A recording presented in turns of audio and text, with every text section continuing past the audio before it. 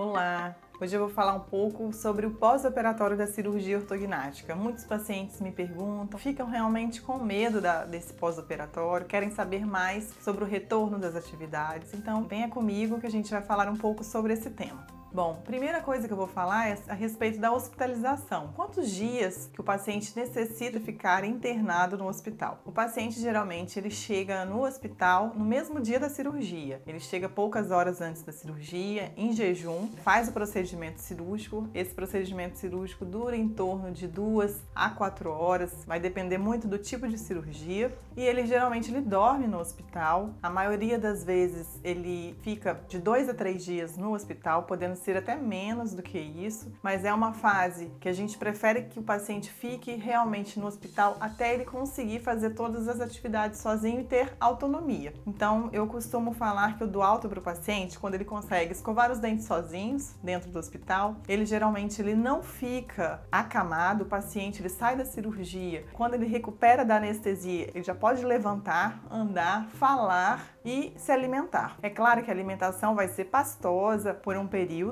mas ele vai poder comer de tudo desde que seja amassado, triturado, ou batido no liquidificador. Então é importante que o paciente já deixe preparado em sua casa ou peça para alguém fazer, deixe congelado todas essas sopas, sucos, enfim, toda essa alimentação pastosa, de preferência que seja seguido por um nutricionista. Além disso, após esse período de internação, ele pode ter autonomia para tomar banho sozinho, fazer todas as atividades em casa sozinho, não precisa ser acompanhado. Somente mesmo o acompanhamento é necessário durante o período de internação, de hospitalização. E qual é o momento que o paciente consegue voltar realmente às suas atividades? E quanto tempo ele precisa de ficar de repouso total? A gente não fala que o paciente precisa realmente ficar de repouso total. Ele pode ficar dentro de casa, assistir TV, fazer uma coisa ou outra. O repouso que a gente chama é repouso relativo. E o que é o repouso relativo? Repouso relativo, o paciente pode fazer todas essas atividades normais dentro de casa, pode falar, pode andar, enfim, fazer uma comida, fazer outras coisas, mas sem fazer um esforço físico, sem ficar baixando a cabeça, sem fazer alguma coisa realmente de esforço. É isso que a gente chama de repouso relativo. E o repouso relativo deve ser por volta de 7 a 15 dias. Vai dependendo realmente da recuperação do paciente. Uma coisa que perguntam,